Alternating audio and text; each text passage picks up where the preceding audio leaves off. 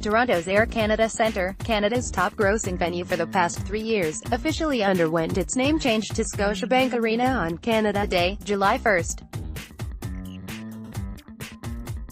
Replacing the signage that has graced the downtown building since 1999 is just part of a $800 million 20-year deal with the Canadian multinational financial institution. The 19,800-person capacity venue has also undergone improvements to enhance the fan experience, including restaurant renovations, gates entrance fixes and more. The first concert under the new banner was K-pop band GOT7 on July 3rd and Shania Twain, The Eagles and Radiohead, Thursday, July 19th, and Friday, have followed. Billboard spoke with Maple Leaf Sports.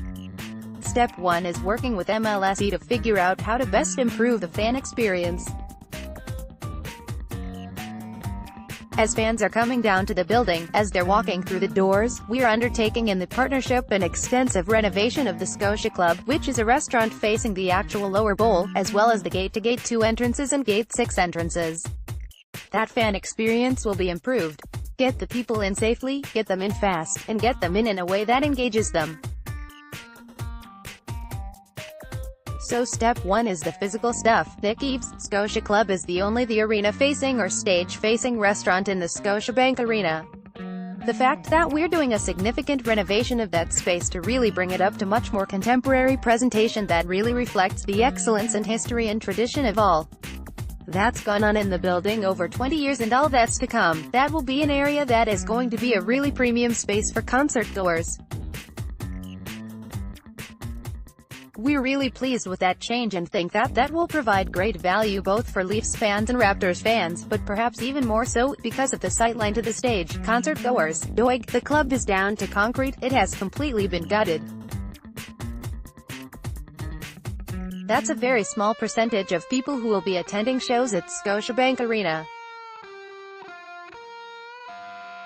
From a branding perspective, Scotiabank is involved with hockey through Hockey to Conquer Cancer, but we don't think of Scotiabank as affiliated with music. Can you talk a bit about that? Eves, it's more on the sports and entertainment side. Our Scene, loyalty points, program with Cineplex has the big entertainment lifestyle component, and we are working with MLSE to see ways where we offer greater access to our 9 million members in that program. There are fans of sports in there, there are rabid music fans in there, and using that data to figure out how to best talk to those consumers and fans and get them down to the event that they are most excited about. For us, it also involves our digital bank, which is Tangerine. Tangerine will become the official bank of the Raptors. That again is a digital-savvy younger demographic, which obviously has overlap into entertainment and music. All of those opportunities for us are truly untapped, and throughout this 20-year partnership, we know that access to those entertainment fans is going to be a very positive opportunity for us. Is it your goal to provide incentives so young people will think of Scotiabank in terms of opening up accounts and seeking car loans or first mortgage? Doig, absolutely, we want to give access to that building to our existing customers for contests. We do it today with hockey, and now we have the opportunity to expand that obviously with Tangerine and basketball and other things that are going on in the building. These are a lot of experiences we can deliver, whether it be our wealth management customers or just general contesting. We've been doing that for years with our partners in MLSE through the Toronto Maple Leafs. We hope to continue that and get more people down and accessing the thing that they want to be engaged with, but also out in the Maple Leaf Square. That experience in the square has increased for the last couple of years, the excitement increases incredibly out there. So what else can we do in the square to engage even those who aren't inside the building? You have live musical performances in Maple Leaf Square, such as Blue Rodeo's Jim Cuddy, before a Blue Jays game. Eves, yeah, we've done all kinds of different events in the square. We use it for tailgate parties around playoff games, we've had different concerts, different live events. We had a significant presence with Pan Am Games when that large event was in town in 2015. Our shared vision for Scotiabank and MLSE is to take that public space that's grown in profile over the last couple of years and find ways to activate it, such that the type of energy and excitement that takes place inside the building 270 or so nights of the year is being replicated outside the building as frequently as we can do that.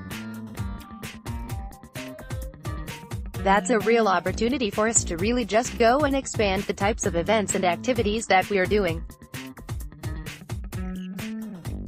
On my most recent visits to the arena, it has been a great fan experience. Is there even anything more that can be done to make it better for fans? Yves, we agree that it's a great experience in the building for all kinds of events, concerts included, but where we think there's a real opportunity, and John touched on the depth of Scotiabank Scene program and the 9 million members, and we've got a significant fan base of our own, is to learn more about those fans, particularly those that are coming for live events in our building. And as we're discovering more about them and learning their preferences and understanding what it is they're looking for when they're attending an event, we then have the information we need to go and add greater value to their visit to the building for a Radiohead concert or whatever the case is. Your competitor TD Bank sponsors a lot of music events. Will Scotiabank expand across the country and start getting more involved with music events? Yves, Scotiabank proper won't be. There's opportunities with our Scene program. We've sponsored many or been involved with many music festivals with Scene. You show your Scene card and get VIP entrance and access and those sort of things. There's different events throughout the country that it makes a lot more sense for Scene to be involved with. The benefit to Scotiabank is that those Scene members are often our customer or soon to be our customer. It's taken Torontonians a long time to call Skydome by its Rogers Centre name, as well as Molson Amphitheatre that's now Budweiser Stage. It's going to take a while before we call it Scotiabank Arena. Is there an abbreviation or nickname you guys have bantered about? Two things we know, one is that we can't dictate it. The fans are going to land on something themselves. The second part of that piece is we went out and talked to lots of people. We think it's going to land at Scotia. We're perfectly fine with that. We know that name changes are difficult. The name is part of the city. We know we have to work really hard on improving the fan experience and earn the fans' acceptance of it. And that will give some credit to the Scotiabank name being on the side of that building. Yves, people are already referring to it as Scotia.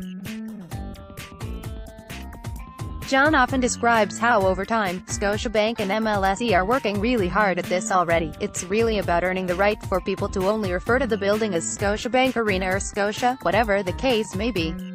I think that happens in large part by just the way that the experience is going to be pretty immersive and just how routinely a lot of the fan experience improvement and a lot of the value that a fan ends up getting, they then associate with the fact that that has come out of the new Scotiabank partnership.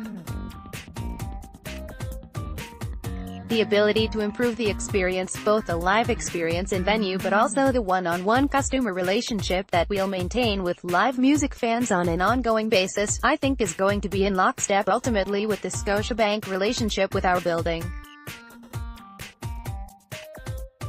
It's interesting, Nick's talking about that interaction down there, the things you go down for, you sign up, you buy a ticket, you're super excited to see your favorite band, hockey player, basketball star, and there's that moment that gets created and we want to be associated with that, and that also leans over to a conversation. When we announced the deal back in August, one of our contacts at Instagram called us up and said the most Instagrammed building in Canada is 40 Bay, the arena's address. So again, even on the social media side from creating memories, it's a destination. That building is the heart of the city now. Yves, this is a fantastic moment in time for Scotiabank through the partnership, but obviously all of us who love live music and who are fans of the Leafs and the Raptors, because we take nothing for granted, but things are really on the move to the point that John's made.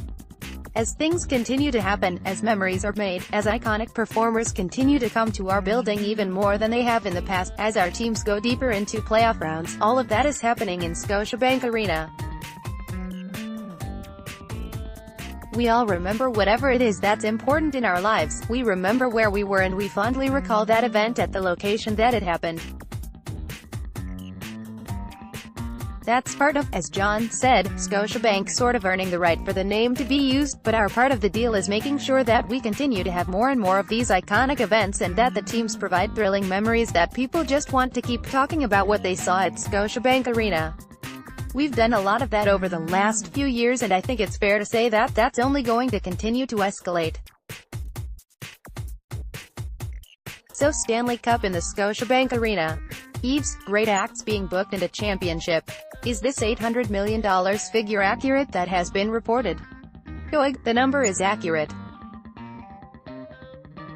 But again, that's for all the components that we're speaking of. A lot of this is also educating people what's in the deal. It's Tangerine being the official bank of the Raptors, Leafs and Scotiabank being the official bank of Leafs, obviously the name on the building. But there's a very large Youth MLSE Foundation link. Our belief is helping kids to reach their infinite potential and there's an 8-figure component of this deal that is a cash injection into the MLSE Foundation. Eves, the first concert at Scotiabank Arena was Gut 7 and we'll all discover over time how memorable that was. But the first event at Scotiabank Arena was the once-in-a-generation signing of the top free agent, obviously being hockey star Jonathan Tavares. Great example of on the 1st of July, day one of this new partnership, the first memory, which I think a lot of people are going to remember for a very long time, was crystallized. And there will be countless of those kinds of things that really enshrine in the minds of people. The announcement, in this case, that was so meaningful to them and where it happened. That's the type of really genuine coming together of memory and location that I think what's really going to set the difference here. Has Drake been in the building yet? Eves, has Drake been in the building since July the 1st? Probably not. Is his members only share club untouched? Eves, yup. Obviously Share Club is still a big part of the arena. Drake is playing 3 nights at Scotiabank Arena in August, so obviously that's just another example of some pretty unique memories that will be made in less than a month.